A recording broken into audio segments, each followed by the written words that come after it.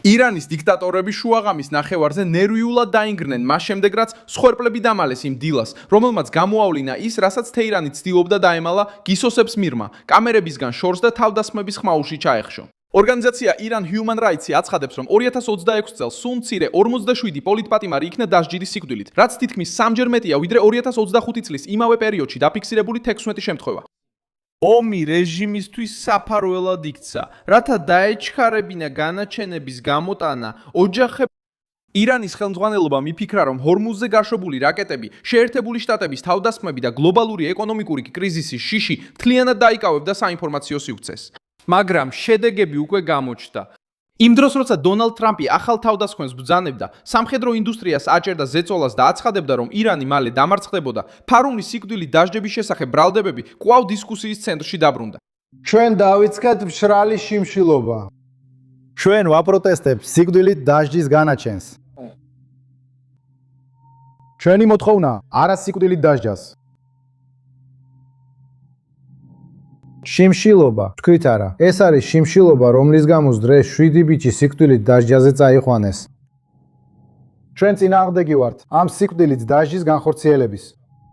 რეჟიმს, რომელიც ცდილობს უცხოეთში წინააღმდეგობის გაყიდვას, ციხეებში ოპონენტების ლიკვიდაციასა და საკუთარი სისუსტის დასამალად კონფლიქტის გამოყენებაში ადანაშაულებენ. ეხლა, როდესაც ციფრები გამჟღავნებულია, ირანის მთავრობის სტაბილურობის რიტორიკა იწყებს ბზარის გაჩენას საკუთარი მოსახლეობის წინაშე. ბრალდებამ ძალა მოიპოვა 2026 წლის 15 ივლისს, როდესაც CNN-მა გამოაქვეყნა ირანელი ოჯახების მონათხრობები და ნორვეგიაში დაფუძნებული ორგანიზაცია Iran Human Rights-ის მონაცემები. კოლევა მიუთითებს, რომ წელს 47 პოლიტიკური პატიმარი იქნა დასჯილის სიკვდილით, მაშინ როცა გასული წლის იმავე პერიოდში ეს რიცხვი 16 იყო. ბოლო შემთხვევებს შორისაა მოჰამედ ამინ დერხაღანი, რომელიც იანვრის პროტესტებში მონაწილეობის შემდეგ დააკავეს და სჯავრი დასდეს პროცესში, რომელსაც ადამიანის უფლებების დამცველები ღრმად უსამართლოდ აფასებენ. ირანის მთავრობას კომენტარისთვის მიმართეს, თუმცა რეპრესიული სტრუქტურა კვლავაც მცირე გამჭვირვალობით მოქმედებს. ასევე გამოაშკარავდა მეთოდი, რომელსაც იყენებდნენ ამ სიკვდილების დასამალად. მარტის შემდეგ ადამიანის უფლებათა ჯგუფებმა თითქმის ყოველდღიური სიკვდილით დასჯები დააფიქსირეს. ოჯახებს მხოლოდ სიკვდილის შემდეგ ატყობინებდნენ, ახლობლებს აყენებდნენ ზეწოლას, რომ არ ესაუბრათ და იყო შემთხვევები, როცა ცხედრები არ დაუბრუნებიათ. ამ პერიოდში მაისის დასაწყისამდე სულ მცირე 24 ადამიანი იყო დასჯილის სიკვდილით, მათგან 6 მხოლოდ 2 დღეში. ინტერნეტის გათიშვამ, რომელიც რეჟიმმა დააწესა, გაართულა ზარები, შეტყობინებები და მტკიცებულებების გატანა, რაც შექმნა სიბნელე, რომელიც თეირანის აგენტებს სჭირდებოდათ, რათა ზედამხედველობის გარეშე ემოქმედათ. საპატიმროებში წინააღმდეგობა არ გამქრალა. მოძრაობა სახელწოდებით სამშაბათების სიკვდილის დასჯის გარეშე გავრცელდა მინიმუმ 56 დაწესებულებაში, სადაც პატიმრები ყოველკვირეულად შიმშილობის აქციებს მართავენ, სიკვდილით დასჯის მანქანის წინააღმდეგ.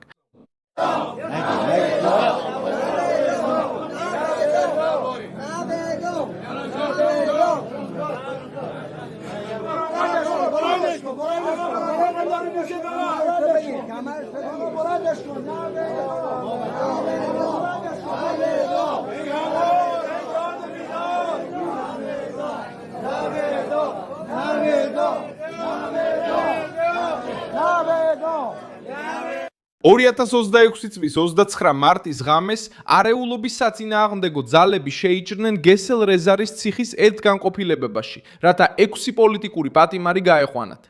დანარჩენებმა სცადეს გადაყვანის შეჩერება, ისინი იზოლაციაში გადაიყვანეს და მომდევნო დღეებში ამ 6 ადამიანის სიკვდილით დასჯა გამოცხადდა. დიქტატურა ცდილობს ინფორმაციის კონტროლს, რადგან იცის, რომ ყოველი გახმაურებული სახელი არ ღორს ოფიციალურ ვერსიას ნორმალურობის შესახებ. დონალდ ტრამპმა ირანელებს მხარდაჭერა დაფირდა საპროტესტო ტალღის დროს და ახლა ეს მოთხოვნა კვლავ წამოიჭრა. ომი გაგრძელდა, ეკონომიკამ ახალი დარტყმები მიიღო და პოლიტპატიმრები კვლავ დაუცველები დარჩნენ. ტრამპმა რეჟიმის სანდო პარტნიორად მიჩნევის ნაცვლად სამხედრო ზეწოლა განაახლა. მან პენსილვანიაში განაცხადა, რომ ირანი ძალიან მალე დამარცხდებოდა და დატოვა შესაძლებლობა, რომ ოპერაციები გაფართოვებულიყო. ხვავის და მალე ირანი დამარცხდება. ისინი ძალიან მალე დამარცხდებიან.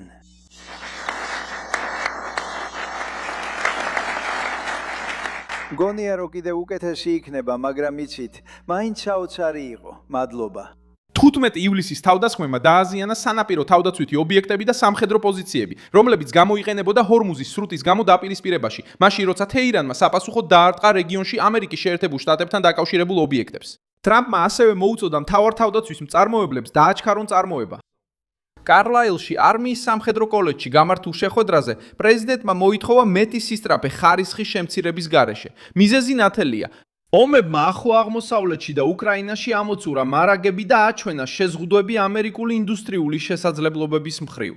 პენტაგონმა დაიწყო გრძელვადიანი კონტრაქტების გამოპენება ახალი ქარხნების დასახალისებლად, იმ დროს, როცა კომპანიებმა გამოაცხადეს ინვესტიციები ხელოვნურ ინტელექტში, რობოტიკაში, კოსმოსში და მოწინავე წარმოებაში.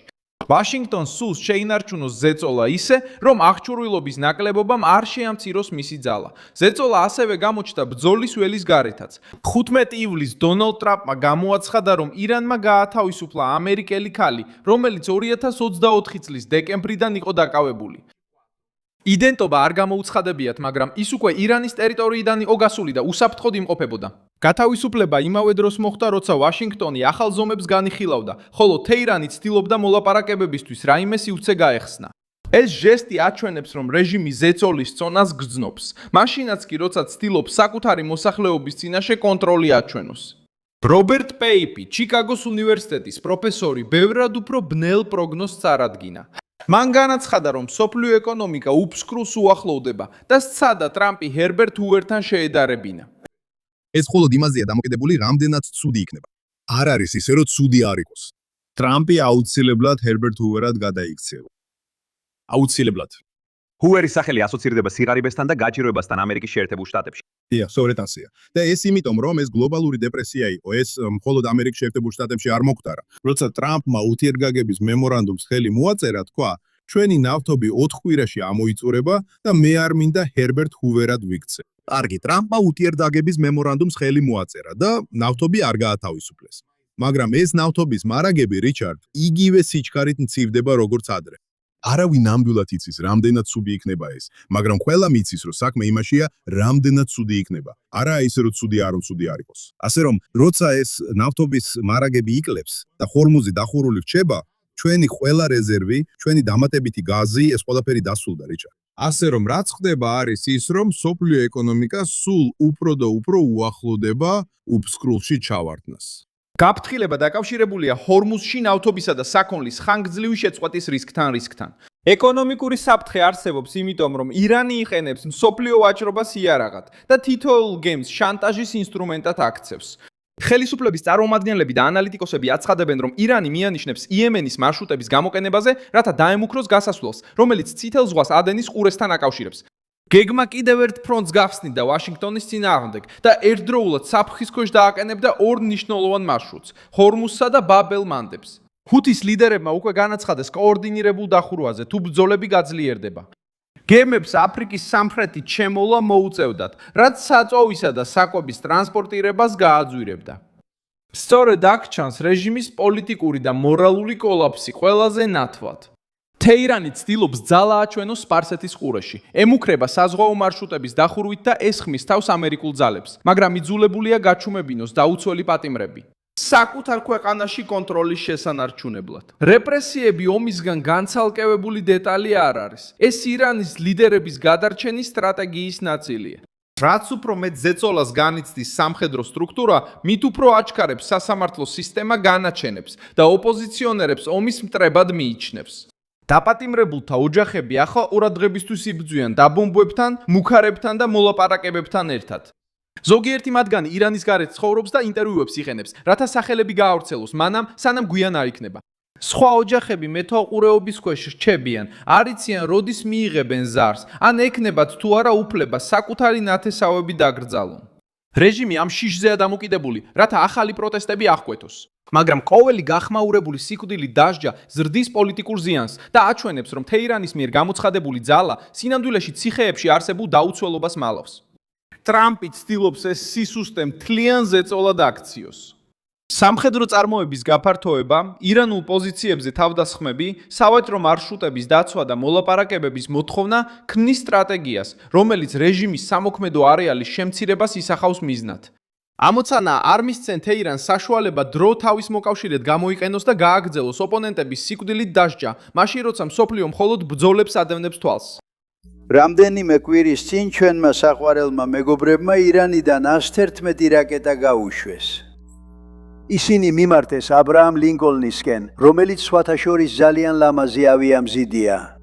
ეს აბრაამ ლინკოლნი, 111 რაკეტა მოკლე დროში. 111 გაშვებული რაკეტიდან 111 მარტივად ჩამოაგდეს ზღვაში. დაფიქრდით ამაზე.